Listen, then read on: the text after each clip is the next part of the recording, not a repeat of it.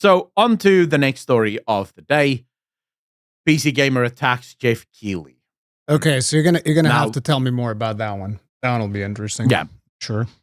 So everyone knows. By the way, or should know at least. let me just preface this by saying that every year I watch the PC gaming show, which is by PC Gamer, and every year I'm fucking disappointed. The show is bloated as fuck, and it is less funny every year. Like, did you watch the PC gaming show this year? No, I've stopped watching the PC gaming show years ago because it's usually cringe as shit. So let me tell you what was the running joke this time around. Thermal paste. They thought it would be funny to put thermal paste on Oreos and pretend like they're eating Oreos with thermal paste. Oh. Then they broke a keyboard because that's funny. Wow. Yeah. Hilarious. Okay. I told you I can't watch the PC Gamer show anymore. You want to know something that I learned? I learned something during that show, and this is something that I am now going to spread on to everyone in this audience so that those of you that like me were in blissful ignorance, I want you to know this useful information so that it haunts you for the rest of your days. So during the PC gaming show, they were building something that they called the rig. They were building a computer. Okay, they were making a big deal out of the fact that two people during that show were building a computer. So what did I learn? This guy comes out and he goes like, "Oh yeah, and we have the for starters." At one point, they're talking about VRAM, so the RAM of the GPU, and they point towards the RAM sticks, and I was just like, "What? You're talking about the GPU's VRAM, and you're pointing towards the RAM sticks of the PC? Not the VRAM? The not VRAM? The RAM not sticks? VRAM, Okay. It's just a PC gaming show. You don't expect people to know about PCs, okay? But that wasn't even the thing. This is the Vice building a PC all over again. No. So the funniest thing to me was, and this is probably well known to people in the community, but when he's talking about the RAM sticks, he goes and he's like, okay, so here we have the RAM sticks, and we have these two normal RAM sticks, and then we have these two dummy RAM sticks. And I was like, dummy RAM sticks? What the fuck are dummy RAM sticks for? What the fuck is he talking about?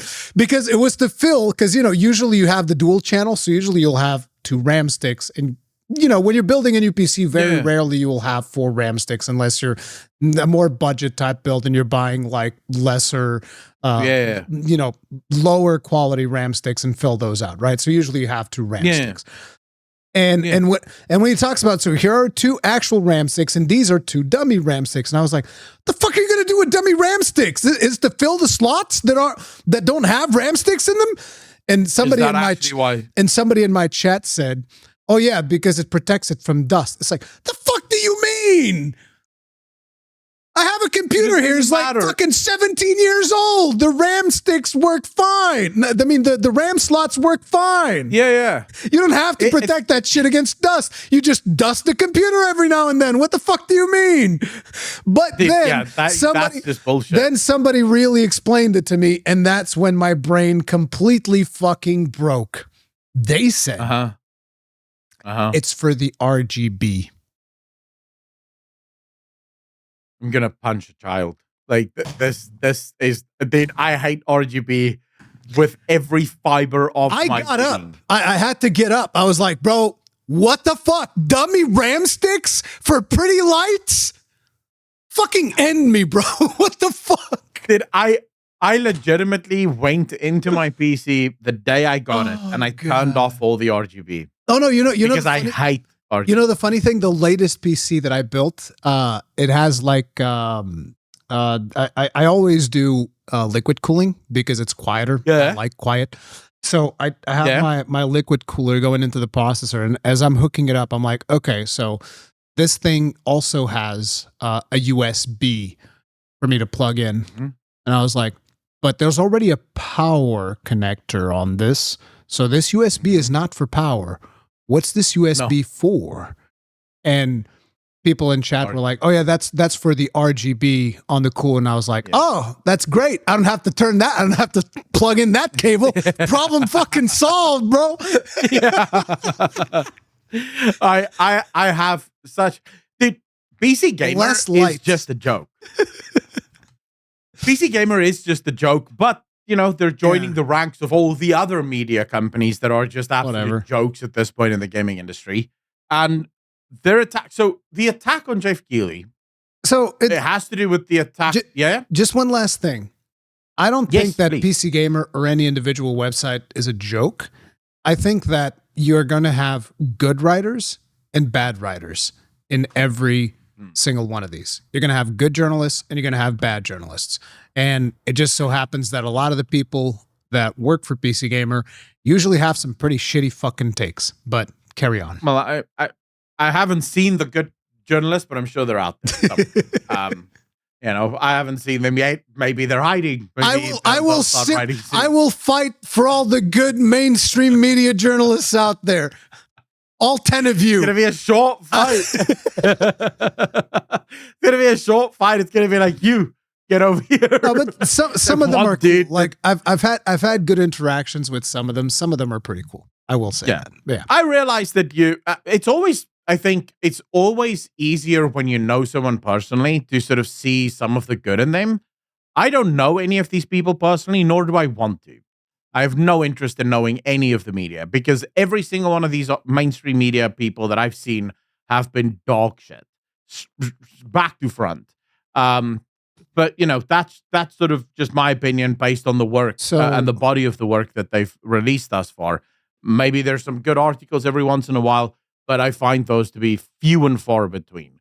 But this particular story, I think, is the one that's most egregious and shows just how bad our industry has become, because it's related to Clair Obscur Expedition 33.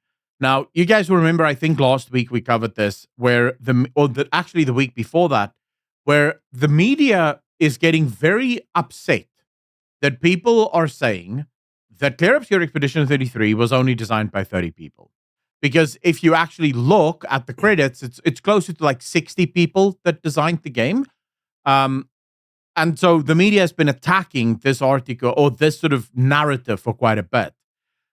Jeff Keighley goes on stage and he praises Clair Obscur Expedition 33, a game made only by 30 people. Now, to put into perspective, they actually spoke to the CEO of Sandfall Interactive, who explained that if you take the average developers that they worked with over the course of the development of this game, it does come to about 30 because they started with less than 10, right? And then eventually they got up to maybe 15, then 20, then they went to about 30, 35, eventually they had something like 40, then they came back down to like 20. So the core was about 30 people overall that worked on the game. So it's not false to say that it's 30 people. Jeff Keighley says this, and PC Gamer writes this entire article attacking Jeff Keighley because, according to developers in the games industry, this is a dangerous myth to perpetrate or to perpetuate. And the reason for it is it's going to put pressure on AAA studios to cut developer numbers, cut budgets, and produce games of that quality. So it's basically the Baldur's Gate bullshit all over again. When Baldur's Gate 3 launched, you had every games developer coming out and saying, you can't hold us to that. We don't have the budgets, even though most of them worked for giant AAA studios that have way more budget than Larian Studios. We don't have the people. It's like, dude, you're working at Ubisoft. You guys have 18,000 employees. Larian Studios has 300. It's not a people problem. So it's basically just the industry wanting to defend itself from sort of facing any sort of reform, and PC Gamer saying, we got you, fam. We'll ensure that you don't have to face reforms. We'll ensure that the fat doesn't get cut from this industry. We'll attack Jeff Keighley on your behalf and make sure that gamers know not to expect high quality video games from AAA studios anytime soon. It's like, dude, So- I don't know what to do anymore. The interesting thing about this is that the argument that a lot of these people are making whenever it comes to Expedition 33 wasn't just made by 30 people. They're saying that, like, oh, we also have to take into account all the people that they've subcontracted and, you know, did contract work, and the people that worked on the soundtrack and blah, blah, blah, blah.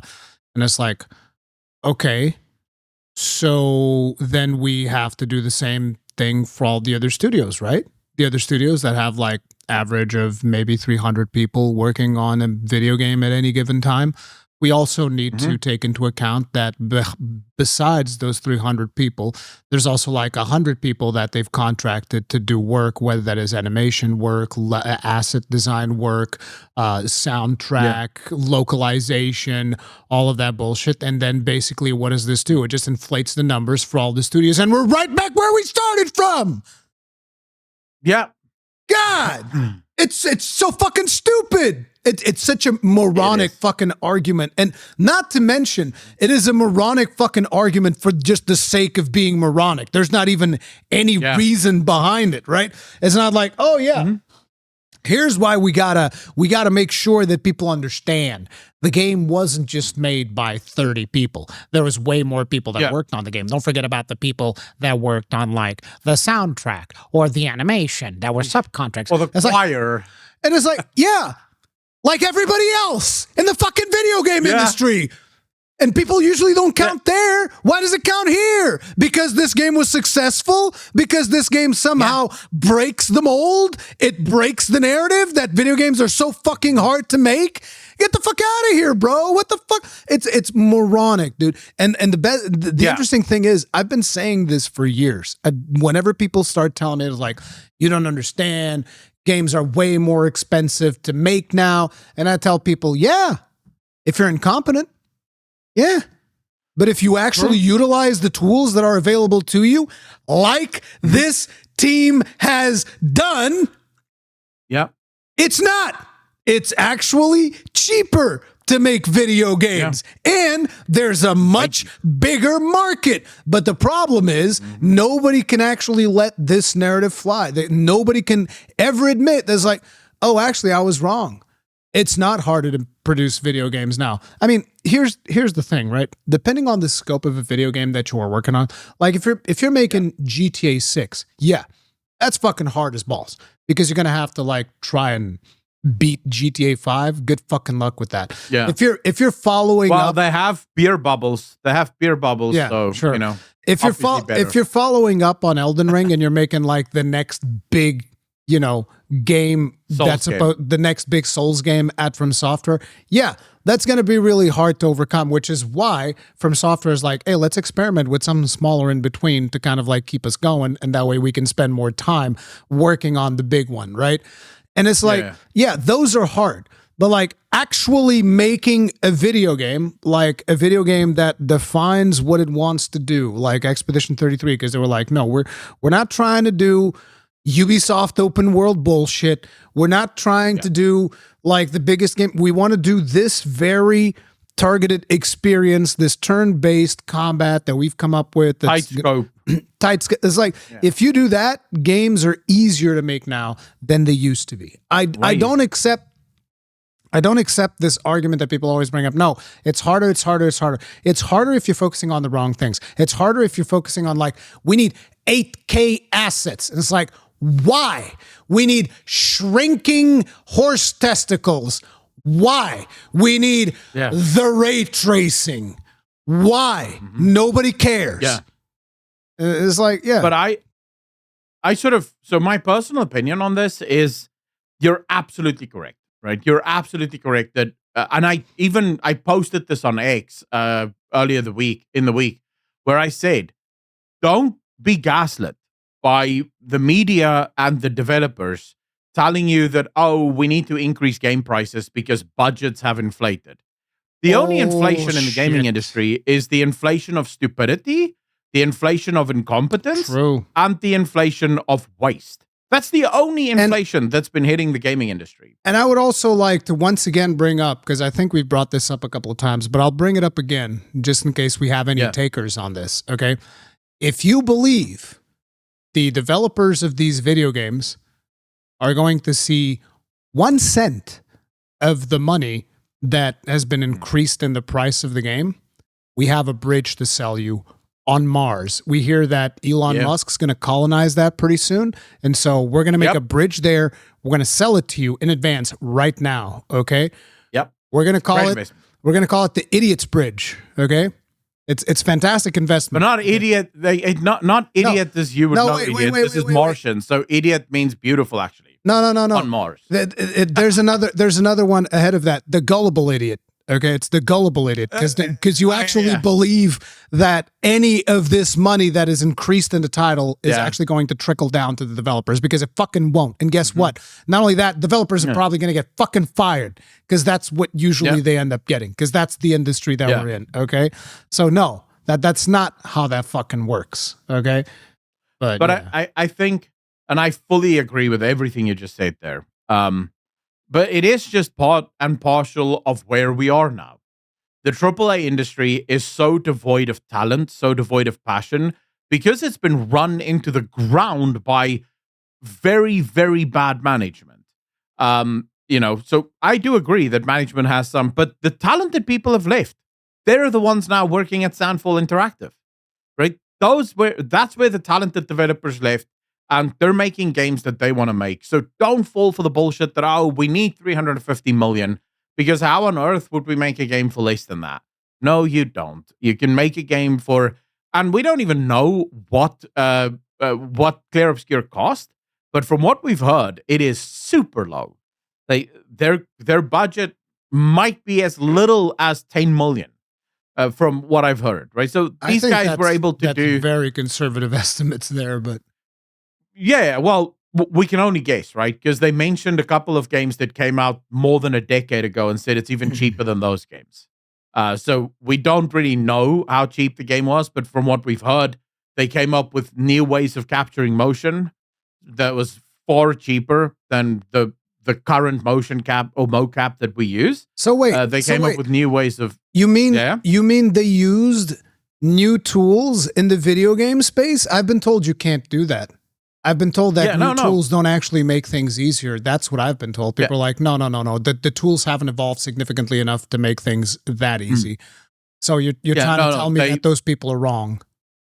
Accidentally. I don't believe you. It just so happens that they stumbled upon this new technology, but it's only a once in a lifetime. Like any other company that tries this new technology, it won't work. Yeah, it's not for them. Okay. Just this one time and never again. Yes, because the technology is a fugazi.